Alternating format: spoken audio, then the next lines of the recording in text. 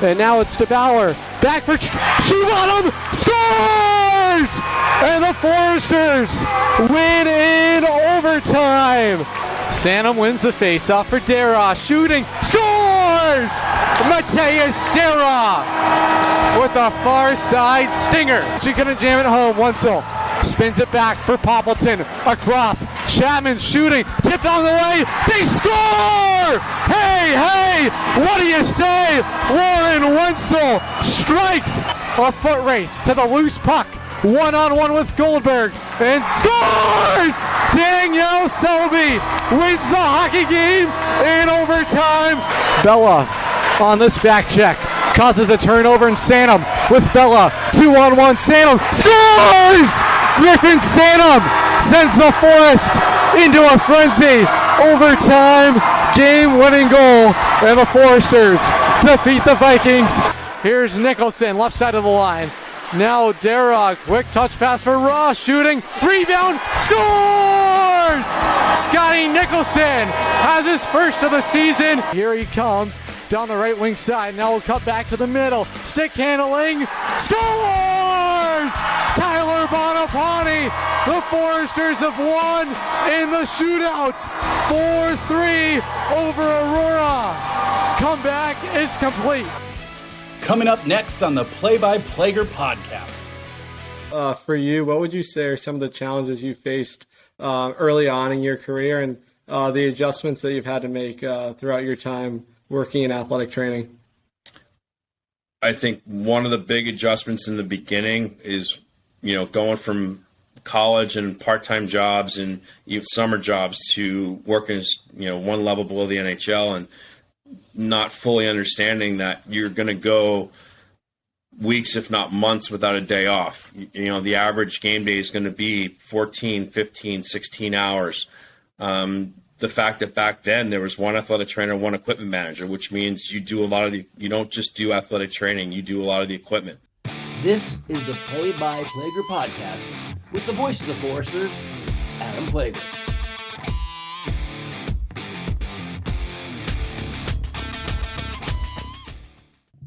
Hello and welcome to episode 12 of Beyond the Paw. We are excited to be back with you and our first podcast here on the YouTube platform. You can find us at Play-by-Plager on YouTube. So excited to be with you and to be back. A new era has officially begun. I'm your host, Adam Plager, and we have episode 12 of Beyond the Paw, an exciting show here on deck as we will spotlight athletic trainers, a part of National Athletic Training Month.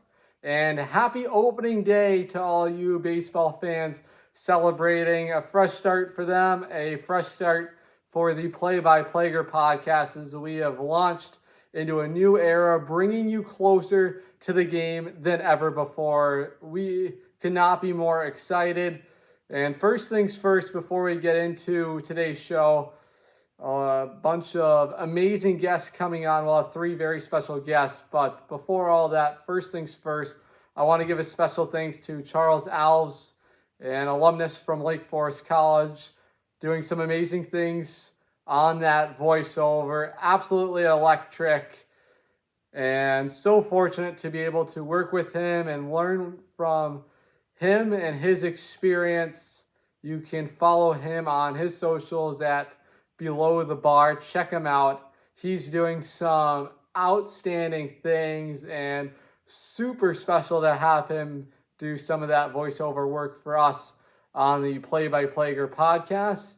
And a special thanks goes out to Lyle Okahara, working hard behind the scenes as far as the branding and logo goes. So special shout out to him as we look to elevate ourselves and really take things to the next level on this podcast and really bring you closer to the game, like we said, closer than ever before. And today's podcast will be spotlighting athletic trainers, a part of National Athletic Training Month. There's an athletic trainer for that. That's the slogan for 2023. You can connect with them using the hashtag National Athletic Training Month, hashtag NATM, and could not be more thankful for all the hard work that they put in, the long hours that they spend with our athletes to keep them on the playing field, help keep them healthy over the course of a season. They are the heroes, truly, working behind the scenes. They do so many great things, and really excited to shine a light on them and really bring their stories to light. We talked about it. 3 amazing guests joining us on today's show. Our first guest will be Sammy Fluck, who is in her 2nd season with the Foresters and is working with Illinois Bone and Joint Institute.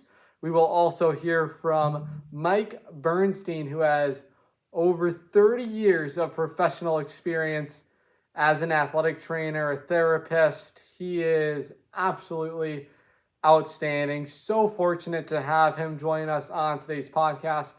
And our final guest will be Chris Phillips, the founder of Compete Sports Performance and Rehab. Over 25 years of professional experience from Chris Phillips. He is one of the best in athletic training, and so lucky to have all 3 be joining us. 58,000 athletic trainers worldwide, and make sure you say thank you to all of your athletic trainers. They put in so many hours behind the scenes, like we said, to keep our athletes on the playing field, keep them healthy. And those are the first to tend to our athletes when there is an injury and something happens to them. They're the first ones to report, and they put in so much time and energy on the rehab process if players go down to injury and all things of that nature, and really work hard to get our athletes back onto the field as quickly as possible and get them feeling better than ever before. And I can tell you from some of my playing experience, when I suffered a freak injury, Chris Phillips was actually my athletic trainer, so we'll get into all of that.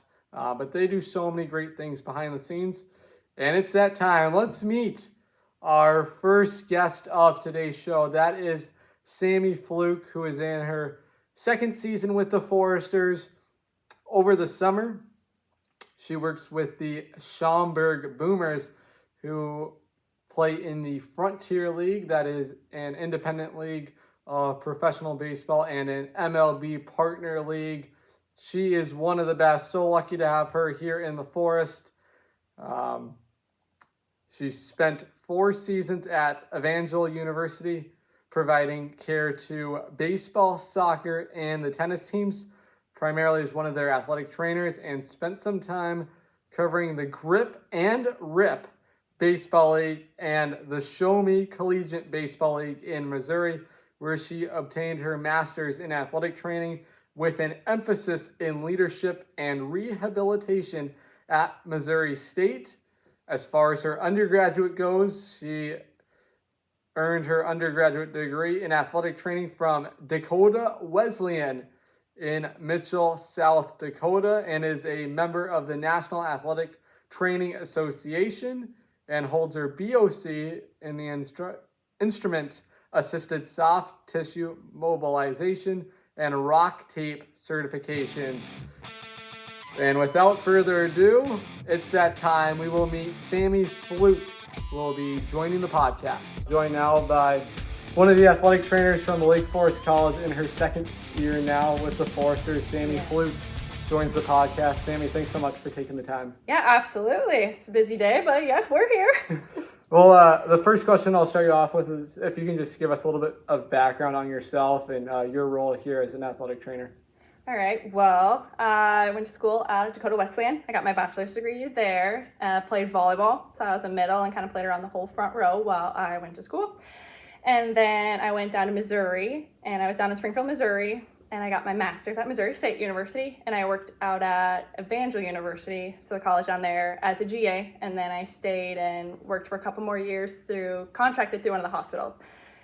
And then from there is when I kind of figured out I wanted to have a transition in my career, and I got the job up with the Schaumburg Boomers, so that brought me up here and brought me to work with them in the summer, and then had an opening here at Lake Forest with one of the ATs was transitioning to a different school, And so I got to come in that mid-season of the fall and come just start participating again and start working with the teams here. Just kind of help out wherever, but a lot of my main sports I work with is volleyball, women's basketball, softball, and then track and cross country. No, it's awesome. We're excited to have you a part of our Forster family here. You touched on it. You played volleyball. You grew up in Minnesota, also a very cold spot. So were there other sports that you played as well outside of volleyball? Yes, I played basketball, was kind of my other main sport. Growing up, I did a little slew of everything. I think everybody did growing up, especially in our generation of touching on everything, dance to softball to soccer, kind of played everything. But my main two sports stick when I was in high school was volleyball and basketball, and then volleyball in college. That's awesome. You ended up attending Dakota Wesleyan, obtained your undergraduate degree in athletic training. Yep. Was that something that you always wanted to do, or how did you find that passion? No, actually, I was going to school to be a physical therapist. I thought that was the route I wanted to go, but then I found out I don't work well with populations that don't really want to push themselves and have that individual drive. And for me, college was a great opportunity and working with athletics, so that made me make that transition after doing a lot of shadowing in different areas as athletic trainers. Then I was able to find that being in the higher competitive college and or professional where I'm also at was where I thrived the best. Yeah, for fans that don't know, obviously there's a lot of different terms that get mixed around between athletic training, physical therapy, strength coaches. If you could just speak a little bit about the difference between some of those and I guess your role as an athletic trainer, what that means. Okay, a lot of it is just education and what you go for your degree. So physical therapy right now, to get that, you go and get a doctorate in physical therapy. And they get a lot more experience with neurological, some more cardio patients, things like that, of working with people that have stroke patients, total knees, a lot of that. They do also learn for process of like rehab and working through that. They work with athletes in general pop, but a lot of their stuff, besides a few people that are really specialized in working with athletes, they get people back to activities of daily living is pretty much their main goal. But they do help people, and there's a lot of PTs out there that also work and help athletes progress and work through that. Athletic trainers, we're a lot of the immediate care, kind of like working for practices and games. Like we have all that emergency care background. That's more than what PTs typically have. But also we're very focused on return to sport. So a lot of that specialization in that capacity has athletic training that pushes you a little bit more, which is why athletic training sometimes gets mixed in with strength coach and personal training, where their main focus is to get you moving well, strong, which is awesome too. Like you need all aspects to a good care for your athletes, for whoever you're working with. It's medical care in general. Like there's not just a one size fits all. You use kind of a little bit of everybody, but everybody does have their specialties and their strengths. It's just knowing what you need, what your goals are, and that's pretty much the route that you'll go to kind of pick and choose between what route is best suited for you. Yeah, no, a lot of great things touched on right there and a lot of good things to understand when it comes to that department. For you in particular, what would you say were some challenges that you faced when you first started out in this industry, and maybe some of the biggest surprises? I would say my biggest complication or obstacle that I had was thinking that I knew everything. So I kind of came out very cocky as an undergrad. We were pushed and you learned a ton, and I was very stubborn. So I thought I should know everything, that I shouldn't ask for help, that I didn't need help from anybody next to me, from any doctors, anything like that. But that's not at all how the profession should be or how you should look at things, because we all need collaboration. So you need to be able to bounce your ideas. You're not going to know everything. Sure, no one knows everything. You have people on all aspects of the spectrum. Like we've talked about PT, like strength coach, ATs, like we all collaborate back and forth to make sure what's best for our student athletes, because that's what it's all about. It's not about your pride and you being the best and knowing every answer. It's about how to take care of your athletes, what's the best option for them, and how do you get there. Yeah, I know, some very relatable topics for everyone. I don't think it matters the profession by any means. At Lake Forest College, you talked about it, you work with a number of teams, women's basketball, softball, volleyball. What challenges are there with that, with trying to work with a number of different teams, and how every athlete is kind of different. They kind of need their own need and treatment. It's kind of different because, I mean, we have all our set teams, but I do help with a lot of rehabs and all the other teams around. We all of us here kind of push and pull and help care for our athletes because of the schedules, and they're constantly changing. And so we try and help everybody. But a lot of it is just each sport is different. Each sport is different. Each position is different. Each athlete is different. And it depends on what each person needs. Some people need a kick in the butt. Some people need a holding hand.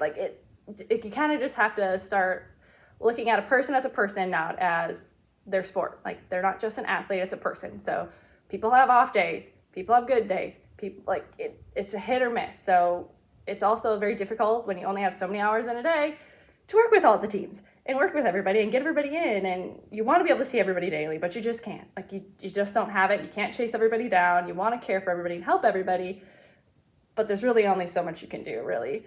But it's a lot of work, but I love it. I like seeing everybody progress, and I like seeing people get better. And I always get frustrated when people aren't getting better, but that's what makes you good at your job. You got to be mad when things aren't going right because you got to find a new way to treat someone or find a different conversation with somebody else to find a different route to go and work through that. Yeah, no, those are all great things touched on right there. And wanting to see the success of our athletes here. Outside of Lake Forest, you also work with the Schaumburg Boomers who play in the Frontier League. Just talk a little bit about working with them the day-to-day and working in that league. Yes, it's definitely a big switch from working with all females here, pretty much, and then going to males. It's a huge switch in personality change and what people tolerate and how it goes. It's also very different, obviously, in the fact of I'm there super long hours. Typically, treatments and everything start anywhere from 11 noon 1 on a home game and go all the way up till rotating through the pitchers to the field players. So I tend all the pitchers first typically, and whatever we need to do with set rehabs and getting people back in order, because whenever we have injuries, they have to go through setting up their own programs and helping them through progressing back. And a lot of these guys are coming straight out of college, and so they don't really know how to really care for their body the best. And so a lot of it's just education on what's caring for their arms, doing better arm care, or what are their their warm-ups, how not everything's going to work for them, what weighted balls are not going to work for everybody, bands are not going to work for everybody. So having a lot of those conversations is a lot of my day, especially at the beginning. And then as you go, they have BP, and so pitchers are warming up and throwing, getting their arms loose, then you have BP, so we go through that. And then after that we have a little bit of a break, and that's when I kind of finish up fine-tuning rehabs and making sure we have good confirmation of who can go and who can't go during a day. We try to make that as early as possible, but sometimes things come up. And from there, then we just get ready for the game, and then we have game time. And then after that, we wrap everything up and close everything down, get ready for the next day, and then we go. And traveling is just crazy. We go all over. We go anywhere from New York, New Jersey, up to Canada. We kind of travel all over, which is great. It's a lot of time on a bus, but you'll read a lot. Yeah, talk a little bit about some of those, the traveling there when you're with the Boomers, some of those road trips, and some of the differences between setting up at your home ballpark versus going to visiting teams. Love the visiting because I don't have to do much. We pretty much just go, and they set up water, they have everything ready. They are longer because I do treatment at the hotel. So a lot of times we do pre-treatment there because of the scheduling and how we don't have as much time when we're away, because we get to the field later than if we were home, because you hit BP first at home, you hit it second away. So time's a little bit more constrained when we're away, so we do a lot of more treatments at the hotel and or right before the game. So that's a little bit different, but traveling is traveling. It's riding. You ride on a bus. It's a lot of men on a bus, and they do their own thing. I just put my headphones in and read my book or do whatever, watch random movies. It's typical travel that you would have with anything. But yeah, there's some long hours, some 15-hour drives, some 20, 24-hour drives. So it's a lot of time in the bus, but I love it. I love being able to see these guys progress and kind of blow their minds on certain things that they didn't expect before, and see them grow, even though you see people's mile per hour increase, you see people get faster, you see people move better, you see them not have pain. And so a lot of those things are really good victories to have, because you're not going to make huge changes in season, but it's nice to see those small changes as well. Yeah, you talked about wanting to see those players progress and keep improving. Can you just talk a little bit about things athletes should be doing during the season to stay healthy and how important injury prevention is in season?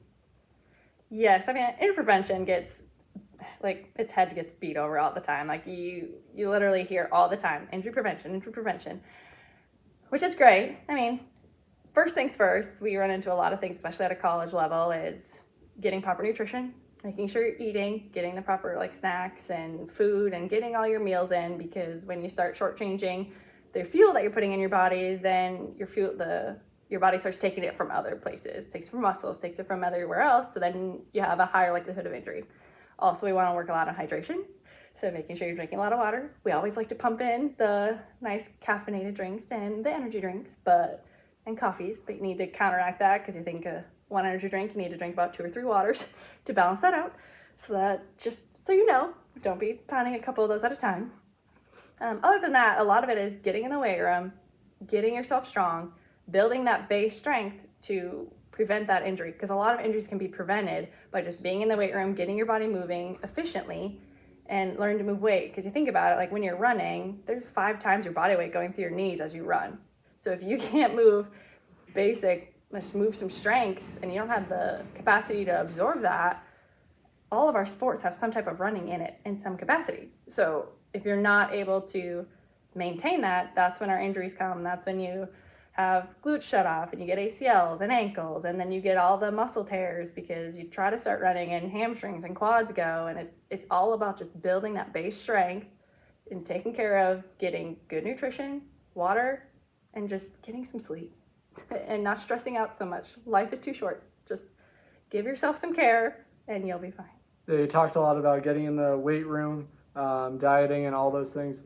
Well, I wouldn't say dieting. Let's not label it that way. Nutrition. There we go. That was the way that I was looking for. Thanks for correcting that. That's a big one. But making sure athletes are getting proper nutrition, taking care of their bodies, getting in the weight room. Just talk a little bit about that balance and some of the conversations you're having with their coaches, with their strength coaches, so that way the athletes are all on the same page as far as the different things they're trying to do. Coach Parker and the athletic training staff talk all the time. We are always in there having conversations, checking in to see what do we have? Is there any changes, any injuries that have come up? Do we need to make any adjustments? Do we need to help adjust this or that? Or do we need to load this a little bit differently? How do we need to adjust a warm-up? Those kind of things. So we're always in communication. We try to keep coaches up to date as much as we can, but with all of our teams, sometimes it's not as often as I think they would like all the time.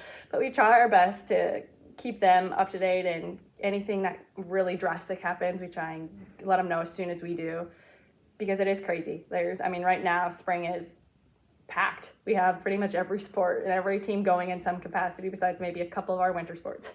Otherwise, everybody's in full swing doing their spring season, actually in season.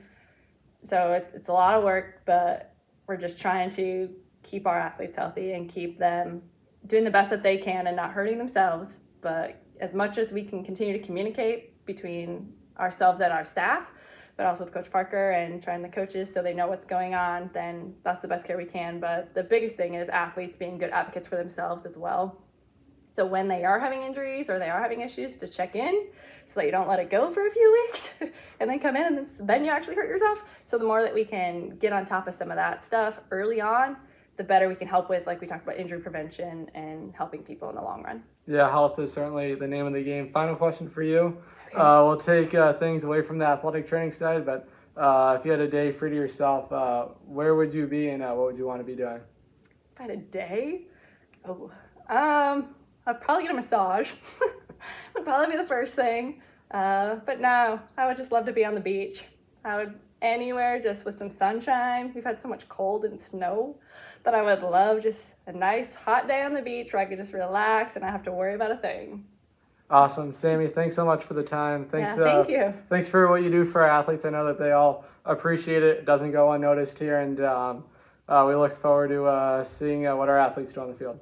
Me too. An amazing conversation there with Sammy Fluck, who is one of the best here at Lake Forest College, works closely with our athletes, keeping them healthy, getting them back onto the playing field. I can speak from experience being around the Sports and Rec Center here, and the care and attention she provides all of our athletes, has all their best interest in mind, and some amazing stories. That was interesting when she talked about why she enjoys working with competitive athletes, and it's because it is tough to work with people that don't want to push themselves. And I can tell you, our athletes here want to continue to get better, and definitely makes it the job easier for our athletic trainers. And she's so passionate about what she does, really takes things seriously into the next level, gives our athletes first-class care here in the forest. So it was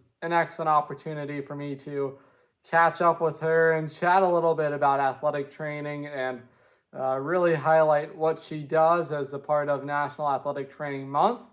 We're going to take a quick break here on the podcast. When we come back, we will hear from Mike Burnstein, who is in his 6th season with the Vancouver Giants.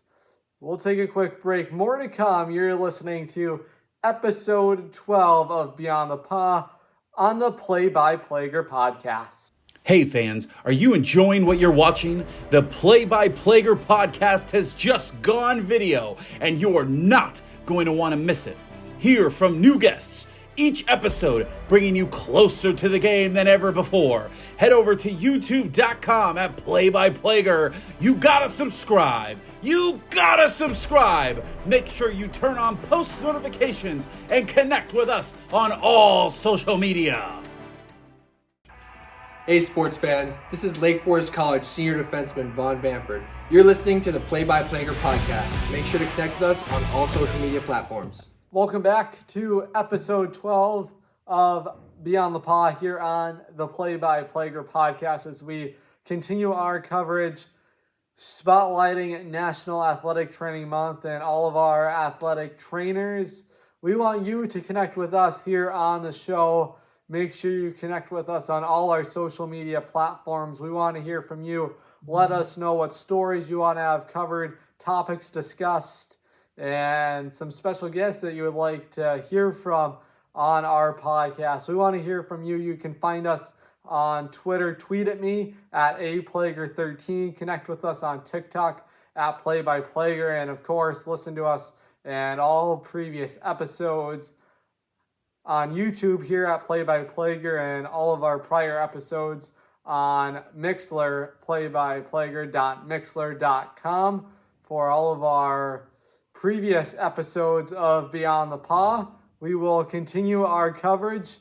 Our next guest, a very special guest, it's Mike Burnstein, and quickly a special shout out goes to Mr. Bamford for helping me connect with Mike Burnstein, who is the current head athletic trainer for the Vancouver Giants. Mr. Bamford is currently the academic advisor for the Vancouver Giants. So fortunate for him to be willing to connect us with Mike Burnstein, and could not be more thankful for Mike to take some time out of his day. I know things are getting busy for him, playoffs right around the corner with the Memorial Cup and all those things happening with the Vancouver Giants. And for fans who don't know, the Vancouver Giants are members of the Western Hockey League, which features some high caliber, some top end NHL prospects. And those Vancouver Giants currently have 2 NHL prospects: Zach Ostapchuk, who was recently drafted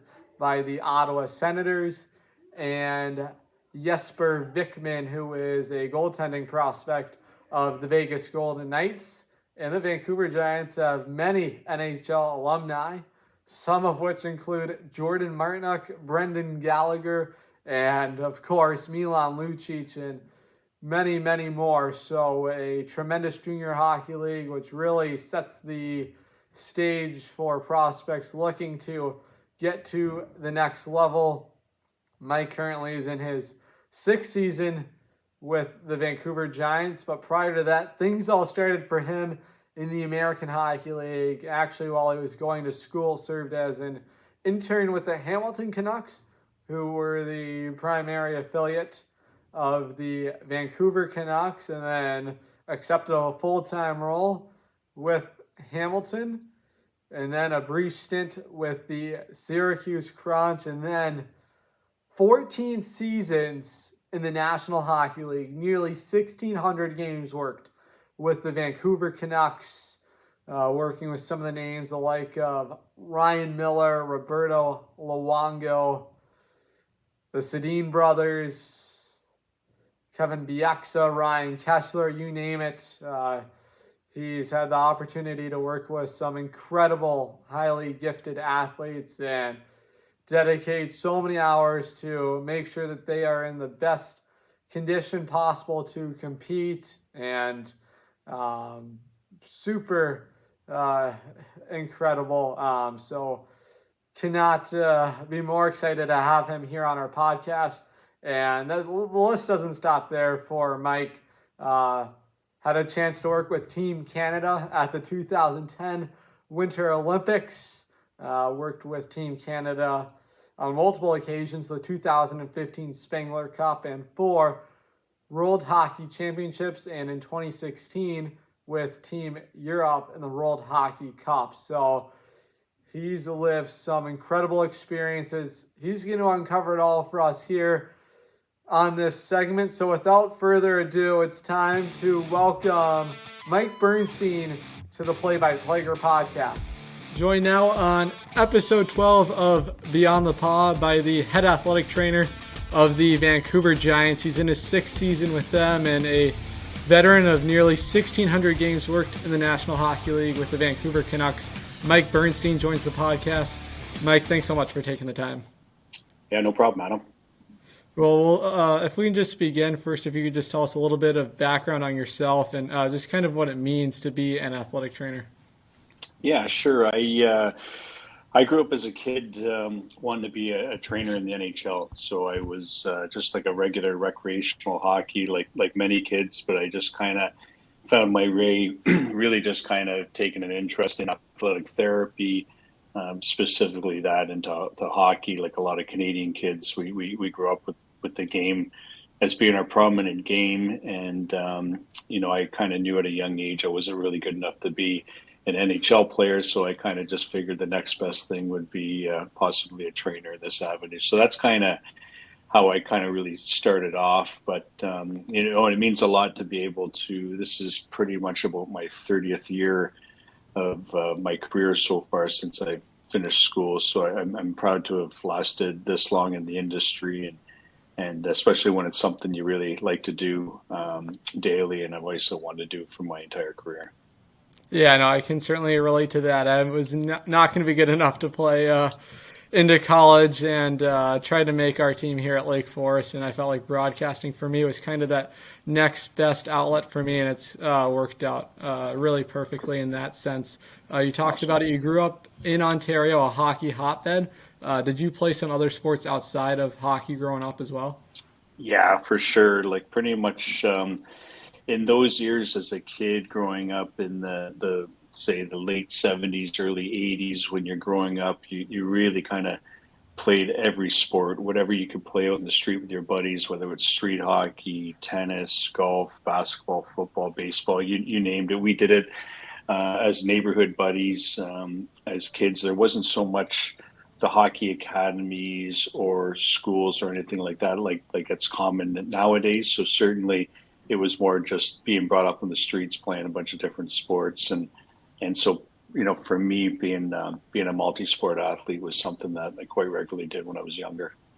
Yeah, I played baseball as well. So hockey and baseball were my two for myself growing up. You said that you kind of knew right away that you wanted to become an athletic trainer and really had a love for that. What was just kind of the academic process for you as far as college?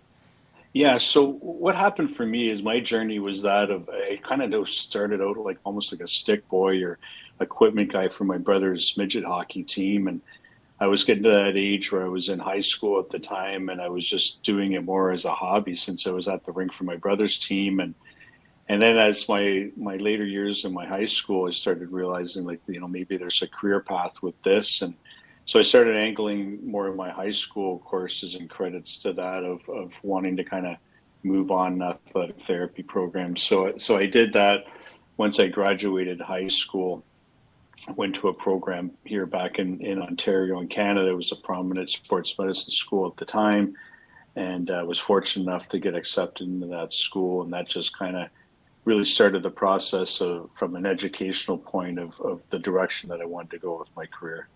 Yeah, well, it certainly is taking you on a grand journey, that's for sure. We'll go back to where it first began in Hamilton in the American Hockey League. That was your first professional job. What was it like just to be able to stay in your hometown and be able to work in the American League? Yeah, when I look back, it was a real special time, Adam. For me, I graduated school.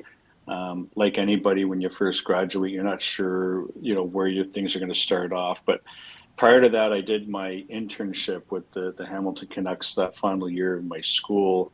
And just as it turned out, the therapist that was with the team, the Hamilton Canucks at the time, moved on to a Canadian university job as an athletic therapist. And so he left, and then, the general manager at the time, Pat Quinn, with the Vancouver Canucks, called me, and obviously they were familiar with me, had being, student athletic trainer.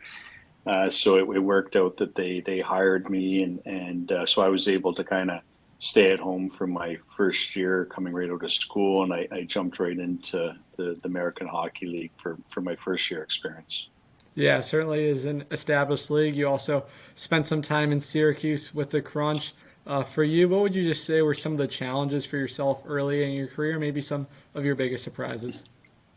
Yeah, I mean, that time specifically, when I think back, it'd be like anybody just finishing school. Like I went from, say, living at home, going to school at my parents' house, to after the 1 year in Hamilton, the team then moved its team to Syracuse. So for me, that was, I don't know, it's probably about 3-4 hours away from Hamilton. So it was still like, it was picking up away from home, moving away from your family and friends, and really just kind of taking that first step as an adult and as a professional. And so that had its challenges, personally, and then professionally. Just, it was a new team to Syracuse at the time. They hadn't had an American Hockey League in quite some time, and so it was a good experience for me to kind of get ground there and start up like the medical staff as far as the doctors and all the supplies and just everything that comes along with starting up a new franchise. And so that really helped my experience from being able to do that. Yeah, no, it certainly is special to be able to do that. And you took it to the next step, made it to the National Hockey League, went back to British Columbia, where you've made a home for yourself with the Vancouver Canucks. How special was it to work in the National Hockey League, and just some of the relationships that you were able to form there? Yeah, it was, it happened for me fairly quickly. And, at the time it was, I was a young guy coming into the NHL. And certainly it was a dream that had come true, with a lot of hard work along the way and a lot of support from family and friends. And I had a lot of support from the existing trainers and therapists in the league. They recognize me as coming in as a young guy in the league. And I reflect back just how supportive a lot of those therapists that became long-term friends, how they support you in that sort of a role. And so it was really a special time. It's like anything when you're young, not quite sure if you're ready for it. It's got its challenges in so many different ways, because it's certainly, it's obviously a different level than that of the American League. And so jumping into that young stage in my career was something special, obviously, but certainly had its challenges moving along. Yeah, you talked about it being different than the American Hockey League, which it certainly is. Can you just talk a little bit about maybe that adjustment process and some things that you had to adapt to getting to Vancouver? Yeah, certainly the business part of it was a lot more larger than that. The American League, the staffs are bigger. Obviously, the salaries and the contracts of the players play a role and significance on how you're managing injuries and these sort of things. So there's a lot more behind the scenes business stuff that takes place that as a therapist you really become part of. Whereas in the American League, similar to that of the junior ranks that I'm at currently now, it's a little bit more simpler. It's a little bit more, it's basically just you treating the players and looking after the guys. Whereas in the NHL, it's certainly a lot more, business side of things with medical records and paperwork and these sort of things.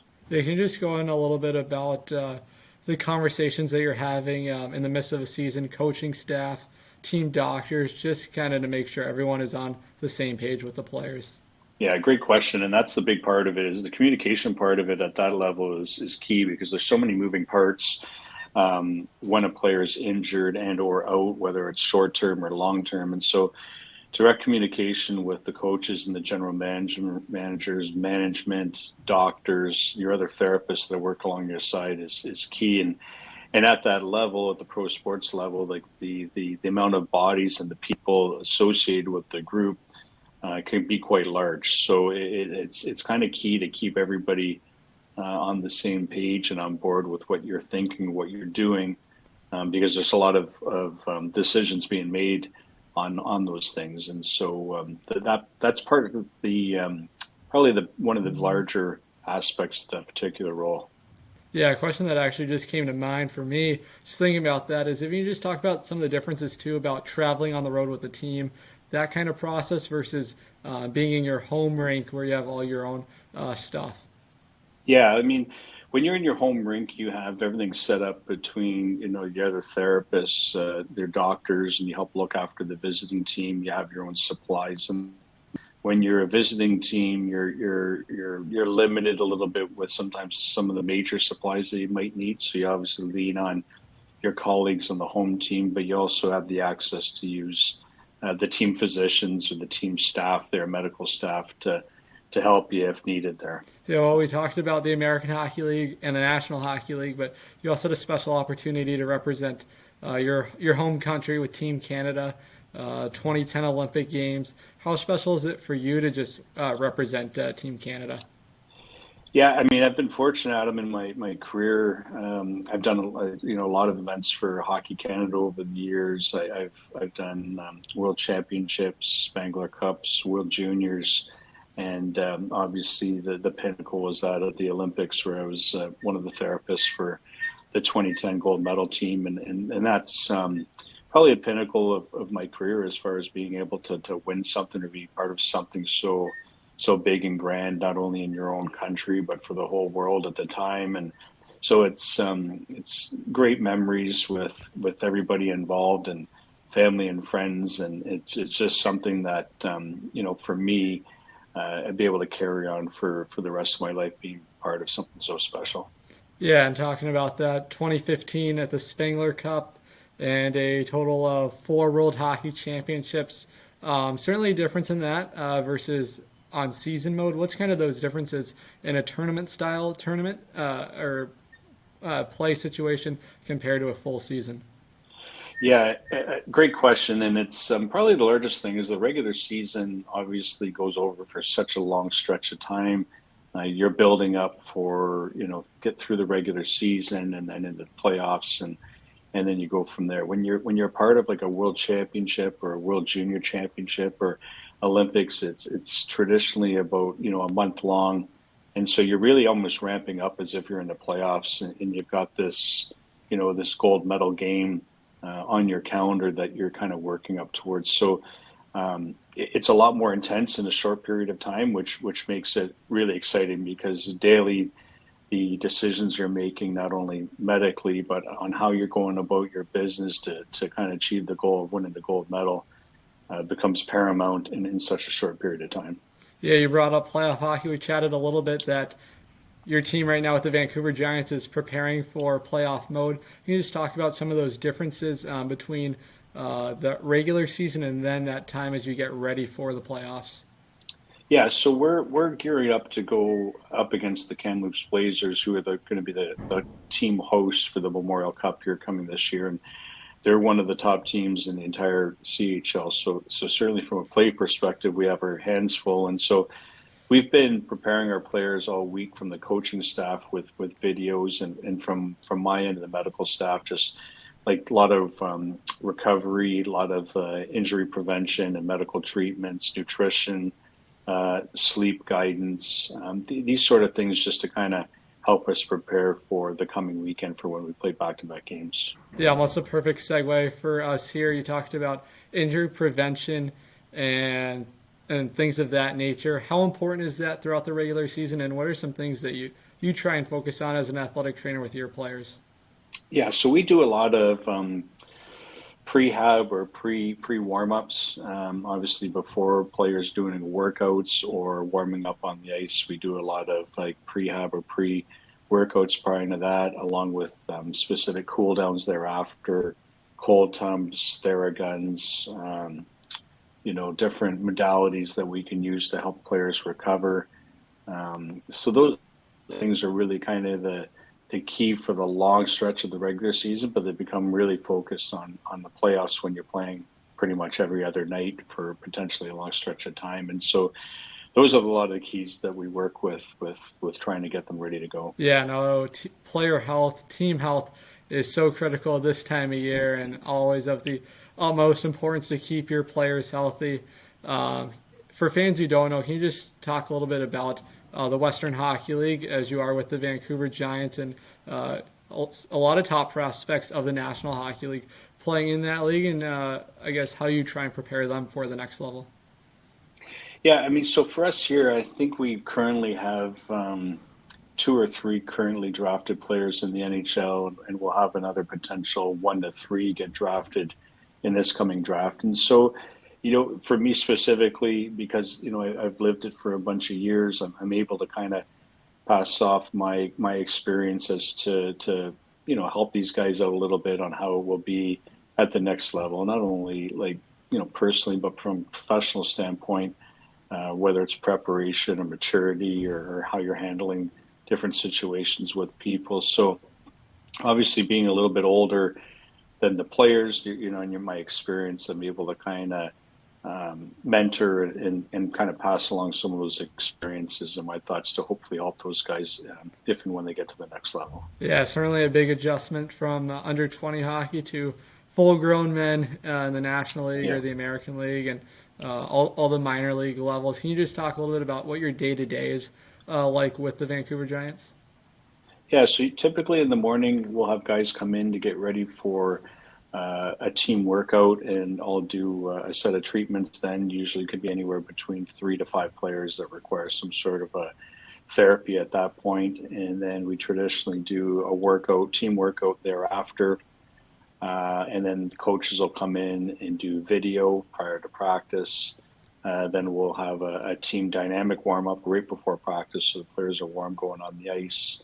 And then after practice, we'll do a group team cool-down, and then I'll do any sets of treatments of anything that anybody needs at that time. So that's a pretty much normal practice day. On a game day, the only difference would be is we're doing treatments in the morning. We're just doing like a team stretcher rollout. And then with the game being played at night, we'll just do more of a team dynamic warm-up prior to the game in preparation, and then cool down and treatments thereafter. Yeah, certainly is a structured routine, which is always important. Can you just share, I guess, for yourself, who are some of your greatest influences and role models that have really helped you get to where you are now as an athletic trainer? Yeah, I mean, certainly starting out in my career, the difference between some of them being therapists, some of them being coaches, just being different people around the game at the time. I was really fortunate to have a lot of good people around me, probably way too many to mention, but there's a few come to mind, and like Jim Ramsey, who's the famous New York Rangers trainer. He was a mentor and a friend of mine.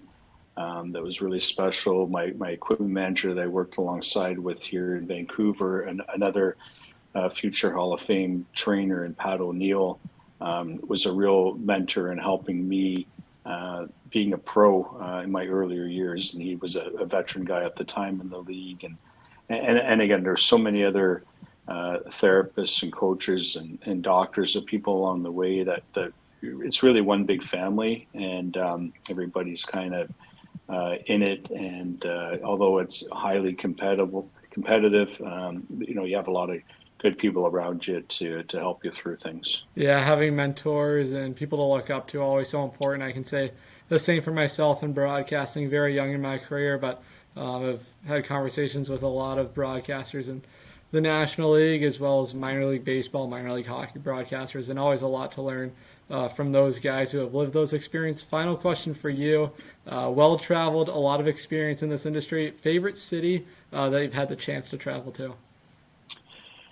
Ooh, geez, I would probably say from the American standpoint, I'll give you three. I'll go Canada, I'll go United States, and maybe Europe of the places I've been that I've quite frequent. And say in Canada, the kind of neat place. There's probably no better place than it's a toss up between Toronto and Montreal. Hockey night in Canada. Toronto, Montreal is a pretty special place to be. The whole country's watching, and it tends to be a pretty entertaining place. I've always liked going to Chicago from the American end. We've, especially in our Vancouver Canuck years, we were always battling against the Blackhawks, and you'd get 22,000 people in the United Center. It was always quite exciting to go up against those matchups. And then in Europe, I would say I've been to Vienna, Austria a couple of times for some tournaments, and it's just a real beautiful part of the world. Yeah, no, absolutely. I can relate to you on the United Center aspect of things, as it's not too far from us in Chicago, as I'm at Lake Forest College, and they certainly get rowdy there. They love their team. It makes for a great fan experience. Absolutely. Well, that's going to wrap up our segment here on episode 12, Beyond the Paw. Mike, thanks so much for joining us, and always appreciate the work you do as an athletic trainer here during National Athletic Training Month. Awesome, Adam. Well, thanks for having me. It was great talking to you. An incredible conversation there with Mike Burnstein, Vienna, Austria, Chicago, and Montreal or Toronto. His picks there for his favorite three locations, some amazing destinations to go and watch some hockey. Obviously, Chicago, close to me here in the Forest. They bring some tremendous fan experience at United Center. And obviously, Toronto and Montreal. I mean, it doesn't get any better than that. He's really lived it all. 30 years of professional experience, so much knowledge and advice that he is able to pass on to some of those athletes who are looking to take their game to the next level now. Who are with the Vancouver Giants. So much to learn from Mike, and couldn't be more thankful to have him spend some time as his schedule continues to get more and more busy with the WHL playoffs soon to commence. So an exciting time for Mike coming up with those playoffs, but certainly a busy time of year. So couldn't be happier to have him share some of his stories. He really undocumented it all for us. We'll take another quick time out here on the show. Much more to come here. We will hear from Chris Phillips coming up next. You're listening to episode 12 of Beyond the Paw of the Play-by-Plager podcast.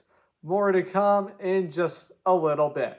Hey fans, are you enjoying what you're watching? The Play-by-Plager podcast has just gone video, and you're not going to want to miss it.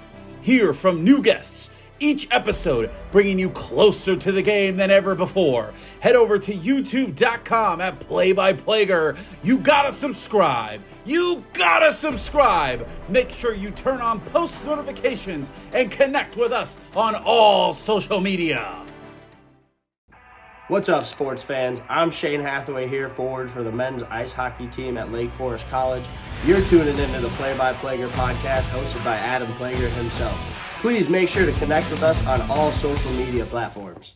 Welcome back to episode 12 of Beyond the Paw here on the Play-by-Plager podcast as we continue our coverage spotlighting athletic trainers as it is National Athletic Training Month. We want you to connect with us on all of our socials. Let us know, stay engaged in the conversation. Let us know what you want to hear us talk about or discuss, or a special guest that you guys have in mind to bring here onto the podcast. We want to hear from you guys. You can tweet at me at aplager13, and connect with me on TikTok at Play by Plager. And we want you to listen to all of our previous shows that are archived here on YouTube at Play by Plager, and all of our previous audio recorded podcasts on Mixler. Those can be found on playbyplager.mixler.com. It's time to bring in our final guest of the podcast, and that is Chris Phillips. Cannot be more excited to have him on. He was my athletic trainer when I was coming back from a freak injury while I was playing junior hockey, and really got me back to the level that I needed to be at, and really got me back and better than ever before. So he is truly one of the best. Over 20 years of professional experience, 17 and a half years of professional hockey experience, spending some time with the Mighty Ducks and then the Anaheim Ducks when the name changed, as well as the Washington Capitals, working with athletes among the names of Teemu Selanne, Paul Kariya, J.S. Jagier, and Alex Ovechkin when he was a rookie in Washington. So he's truly worked with some of the best, and most recently was the athletic trainer for the Czech Republic in the most recent Winter Olympic Games in Tokyo with their figure skating national team. Chris is a recognized board-certified athletic trainer, a strength and conditioning specialist, as he provides a wealth of knowledge and experience in the world of performance training and sports rehabilitation, and is also an integrative corrective exercise specialist, a certified power plate trainer, and certified sports safety specialist, a member of the Medical Fitness Network, and a preferred provider for the U.S. Figure Skating National Network of Sports Medicine. He is truly one of the best, has worked with figure skaters among the names of Mariah Bell and Nathan Chen, and cannot be more excited to welcome him here onto the podcast. And without further ado, it is time to welcome Chris Phillips to the podcast. Joined now on episode 12 of Beyond the Paw by the founder of Compete Sports Performance, Chris Phillips. Chris, thanks so much for taking the time to join me. Adam, pleasure being with you. No, for sure. Perfect time to have you on. It's National Athletic Training Month, but we'll start with you. If you just tell us a little bit about yourself, your background, and how Compete began. Sure. So I'm an athletic trainer and a strength coach. So from an athletic training standpoint, we manage, evaluate, and treat athletic injuries for the most part, also with active adults, and then strength and conditioning, like when we work with you and a bunch of other hockey players, and get them strong, get them ready to play, and try to keep them healthy throughout the year. Went to Quinnipiac, graduated a long time ago. Was lucky enough to spend the next 17 years in pro hockey as an athletic trainer in American League and National League. We opened up Compete here in 2009. It's been great. Like, we've run, I think, 5,000 athletes through here, 150 college scholarships, a bunch of guys turned pro, and then we've had 2 hockey players and 7 figure skaters in the Olympics in the last 2 Winter Olympics. No, it's been awesome to see. If you want to just talk a little bit about the growth of Compete from when it started in 2009 to what it is now. Obviously, you guys have opened up some more locations, and just talk a little bit about that growth. Yeah, when we started in 2009, our goal was 25 appointments a week. Now we're hoping, like, our goal is really like 35 a day, and the summers we'll hit 50 in a day. So it's started out, again, me and one strength coach that was part-time, and now we probably have like 8 or 9 pretty much full-time people. So it's been pretty good. Started off with one was a 2,000 square foot facility. Now we're in 3,000 square foot facility, and we've got another one in Westminster and another one in Yorba. So the expansion over time has been really good. It's better you get to see more people, work with more kids, more athletes, and just make their lives a little bit better and help them move forward. Yeah, it certainly has been exciting to see. And a lot of growth too in that game of hockey. It certainly has grown since the Stanley Cups have been won by the Ducks and the Kings. A lot more youth hockey going on too in the Southern California area. We'll go back to you here, your early days. You're from a native of New York. Did you play some sports growing up, and what was the highest level you played as an athlete? Played baseball, basketball, football growing up. Baseball was probably my best sport. Played that through high school.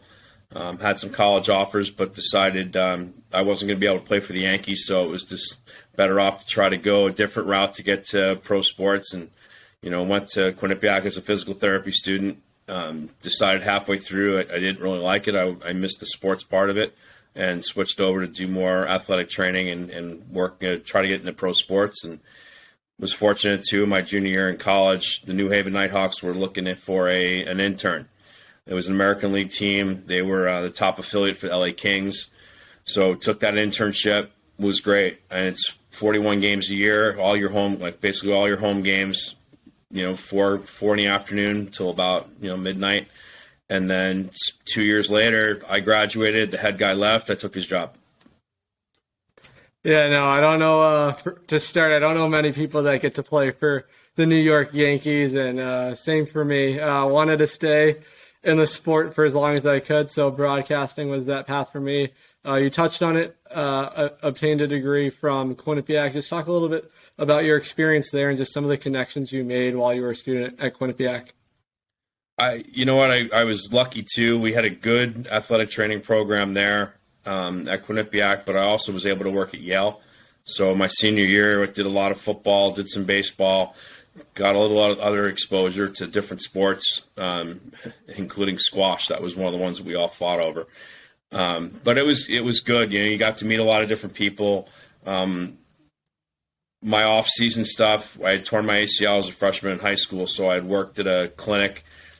Went to a clinic for my own rehab and then started working there towards the end of high school and then throughout college. And when you look back at our group of people there, I mean, the guy that ran it was the athletic trainer and PT for the New York Cosmos soccer team back in the Pele days. And then our staff moved on. I ended up in the NHL.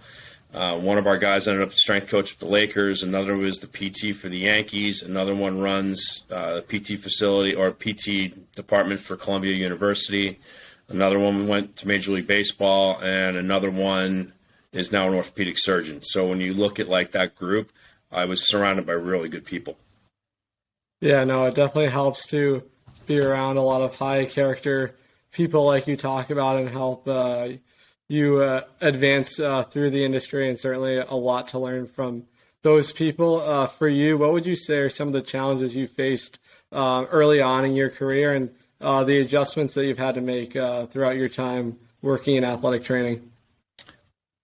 I think one of the big adjustments in the beginning is, going from college and part-time jobs and even summer jobs to working, one level below the NHL and not fully understanding that you're going to go weeks, if not months, without a day off. The average game day is going to be 14, 15, 16 hours. The fact that back then there was one athletic trainer, one equipment manager, which means you don't just do athletic training, you do a lot of the equipment. It's not, even in the NHL, I folded towels every single day, 200, 300 towels every single day. You help roll laundry, you help unpack gear. I think that was something that you just weren't fully prepared for when you got there. And it was a little bit different because you had your idea and your expectations, and then you go in there and things were still a little different. As much as I had the 2 years of an internship, I wasn't on the road. I wasn't there 24/7. And you got to see things a little bit differently when you get there. And it's also your responsibility, where before you were just helping. Now it's your responsibility to make decisions. And it was just a little bit of a transition. It was a little hard to figure out in the beginning, but again, I always had good coaches around me, good other people that I could fall back on and ask questions and make sure I was doing the right things. Yeah, I can relate to that on the broadcasting side of things, working with the minor league team in the summer and seeing how small the front office is. Everyone's wearing way more than one cap, that's for sure, to make sure everything is running efficiently. And well, at that level, they don't have the large front offices that they do at some of the top leagues, but you're able to make your way there, spend some time with the Mighty Ducks and the Anaheim Ducks when the name changed, as well as the Washington Capitals. Just talk about that experience working in that league and maybe a little bit of that shock your first day too. Yeah, I walked in to Anaheim, and the first thing I found out was that our star Paul Kariya had an injury I had to deal with. And Paul's very determined. We need to progress every day. And I had to, same thing, fall back to a lot of buddies and reach out and go, hey, make sure I'm doing the right thing, keeping him on track.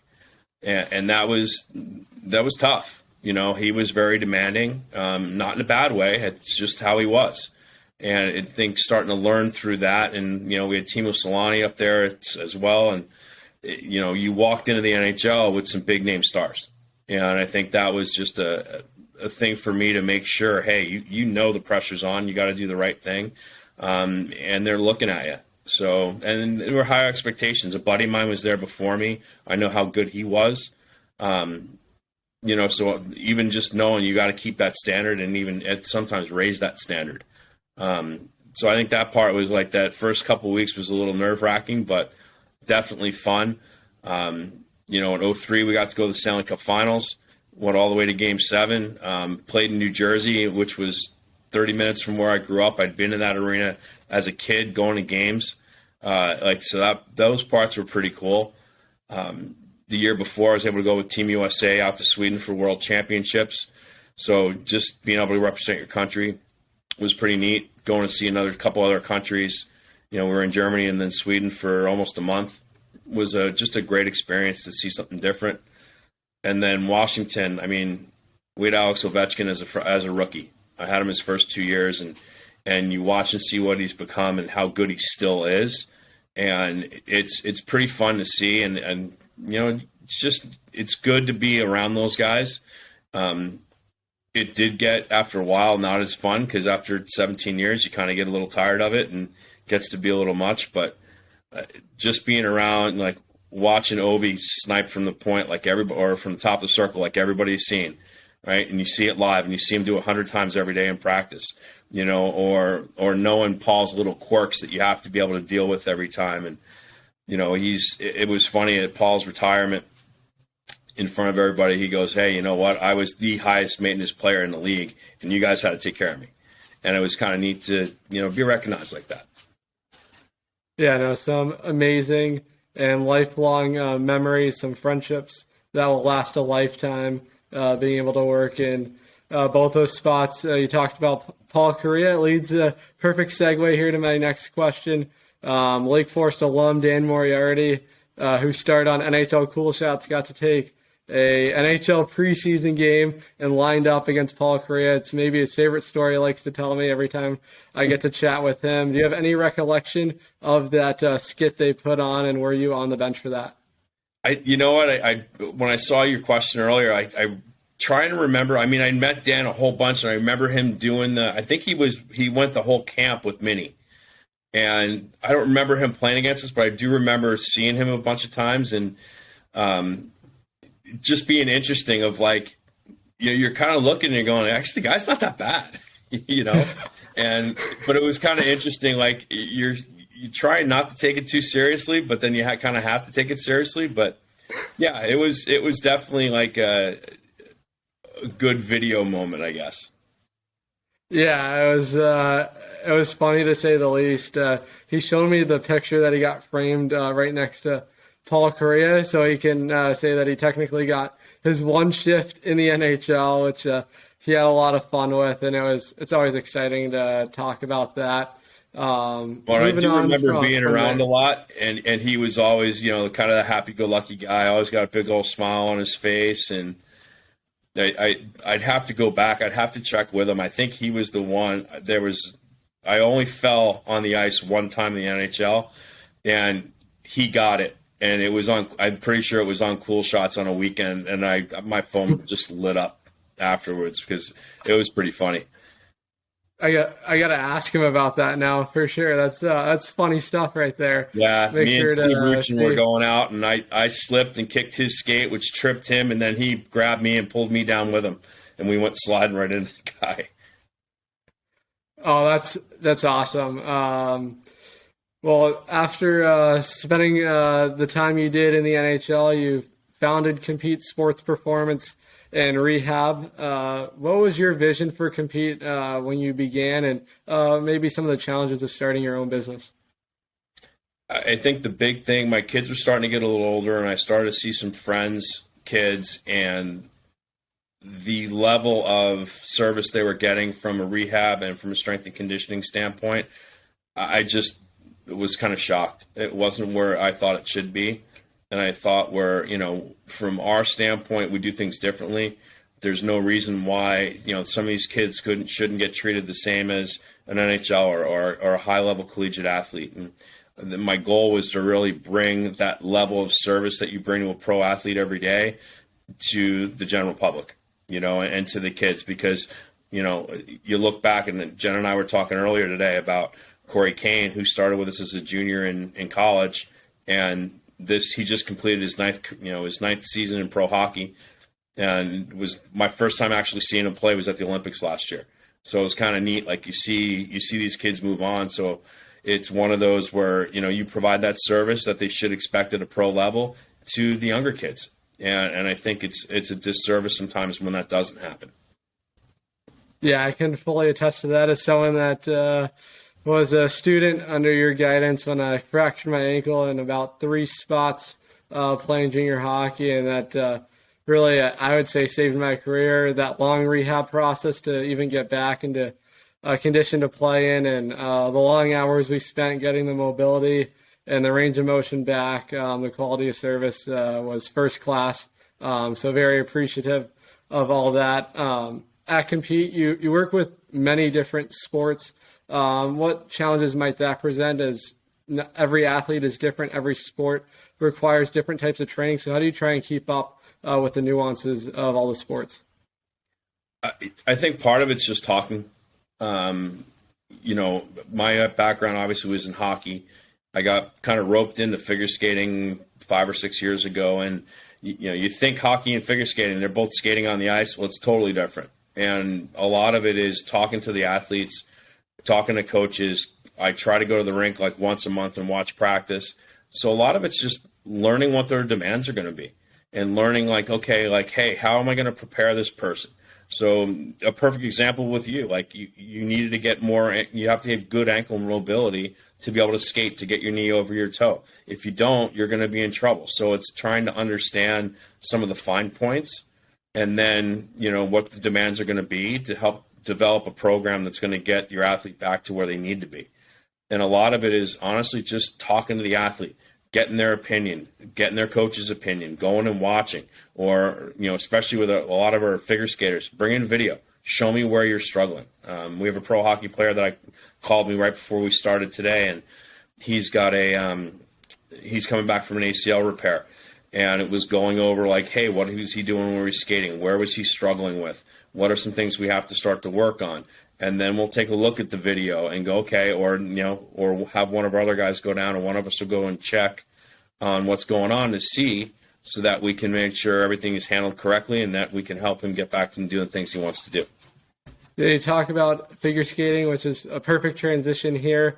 You had an opportunity to work at the Beijing 2022 Winter Olympic Games with the Czech Republic figure skating national team. How did that opportunity kind of present itself to you, and what was that experience like, being able to work in the Olympic Games?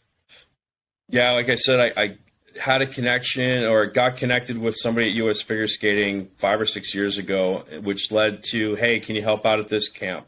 Which led to, hey, can you help out at that camp? And then that's where I met Mariah Bell, she was one of the women on the U.S. Olympic team this past Olympics, and started working with her a lot. And then next thing you know, we started getting some more. And, Nathan Chen started coming in, and then Michael Brzezina came in. And Michael Brzezina, this was his 4th Olympics with Czech Republic, and the Czech Republic doesn't bring any medical staff They have one doctor and one, I think, massage therapist that covers all 150 athletes that they brought. So from a figure skating standpoint, he wanted me to go out there, and it took a few months to get everything settled up, but was able to go out, and his sister was on the female side, and we had a pair, and we also had ice dancers out there, and they were not used to having an athletic trainer for the most part. So it was kind of neat to be able to go out there, share your experience, and be able to help them prepare. And one of the morning of the short program with the pairs, our pair girl stepped on an ankle and rolled her ankle and sprained it pretty good. So it was one of those, we were able to get her ready, and she was able to compete that night. And it was kind of neat to be there because her coach had been with her for a few years and said, hey, there's no way, if you weren't here, there's no way she would have competed tonight. So to be able to do that and be involved in that was pretty neat. Wow, that's awesome to hear stories like that. I know it means a lot to the athletes themselves to even have the chance to be able to skate the Winter Olympic Games, and definitely would have been terrible to not be able to compete once they've worked so hard to be able to get there. You talked about Nathan Chen and Mariah Bell. What's it like working with some of those caliber of athletes on the figure skating side of things, and just the standard they hold themselves to? It's like I think they're all just athletes. Like, do you treat them a lot differently? Not really. Do they have a little bit more? Are they a little more needy? Is probably the wrong word, but their expectations are a little higher. So yeah, you treat them like everybody else. Like, half the people don't even know they're here when they're here. And, it's one of those where you evaluate and treat and do the things that you would do with everybody else. I don't think you do it a whole heck of a lot different outside of the Sunday call when you go, okay, yeah, I'll come in and see you on a Sunday. But for the most part, they're no different. They're a little bit higher. Obviously they're a higher level. They're at the top, and they have some things that if they're not perfect, you have to make sure they're perfect. But I don't think do you treat them any different? Probably not. Yeah, no, my sister's a figure skater, so I knew I had to ask. It's always crazy to see the jumps that they're throwing. And I know that you get to see some of the behind the scenes stuff to make sure that they're able to consistently do that and perform like that. It's a joy to watch those skaters and the talents that they have.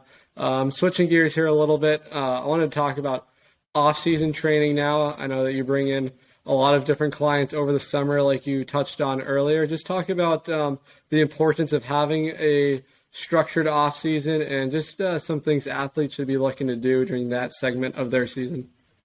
Yeah, I think that, especially for hockey, you do have a fairly decent-sized off-season where we can really phase everything. So normally, like our guys that play in Europe, most of them are either in playoffs or are on their way back. And Kaner's already here, and Jake's back as well, and we'll get some more guys that'll start to come in. So we have more time to start with like a recoveries for the first couple weeks, get rid of any aches and pains that are going on.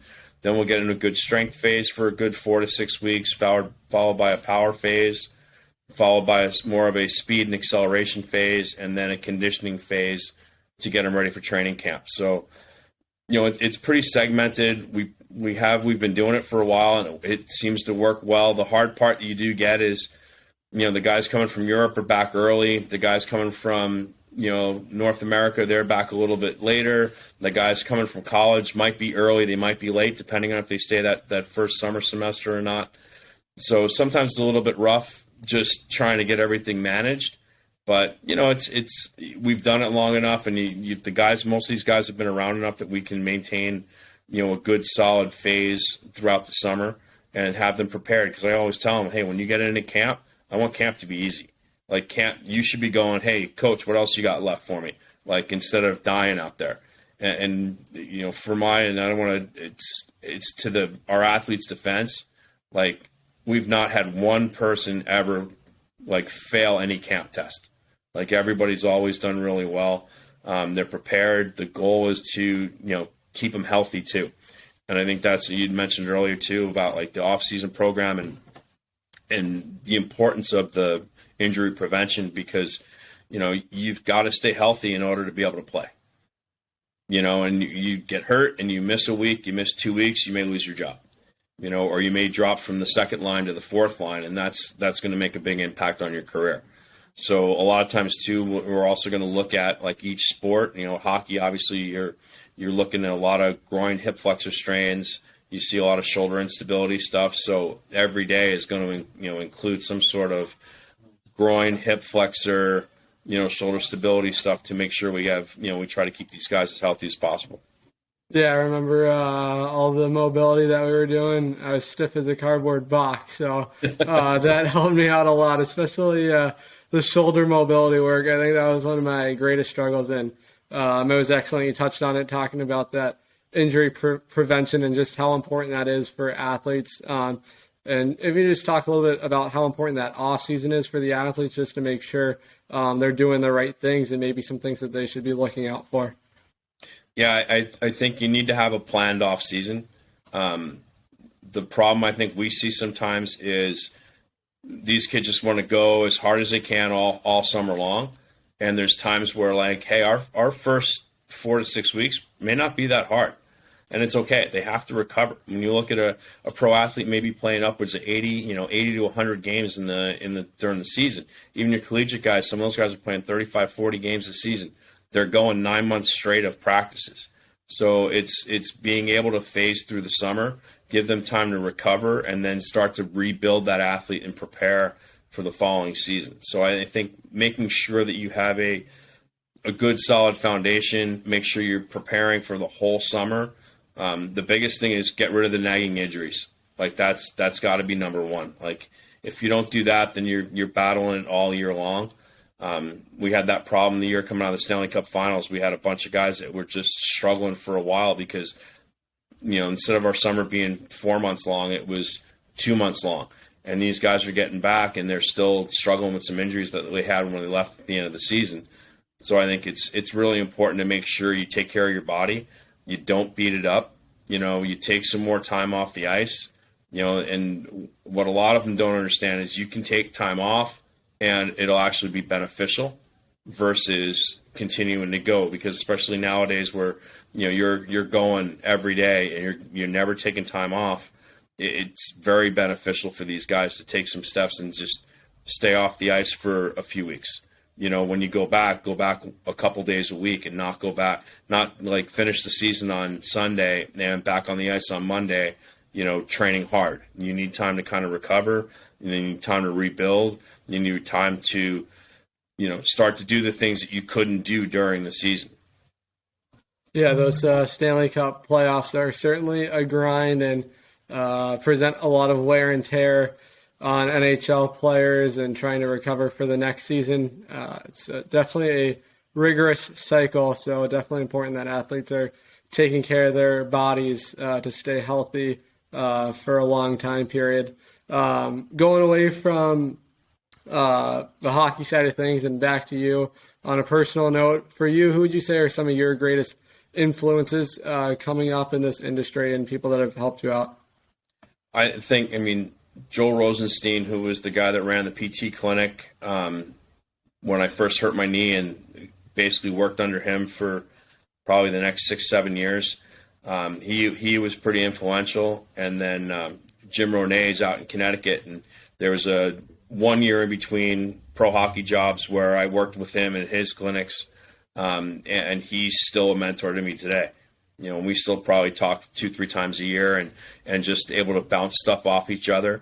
And from both an athletic trainer standpoint, he's also a physical therapist. He's been the athletic trainer and PT for USA Baseball the last 2 Olympics. So it's kind of neat. Like, when I got hired or got the Olympic opportunity, it was like we were able to share that, and it was pretty cool. And it's nice to learn from him from the medical standpoint, but also from a business owner standpoint. So it's been those two guys have been probably the most influential.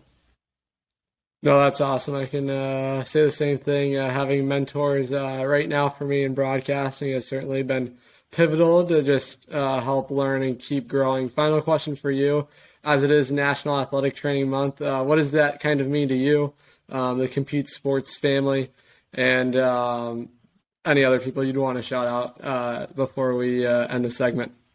Yeah, I think the big thing is just for the general public to understand what an athletic trainer is and the difference between an athletic trainer versus a personal trainer versus a physical therapist.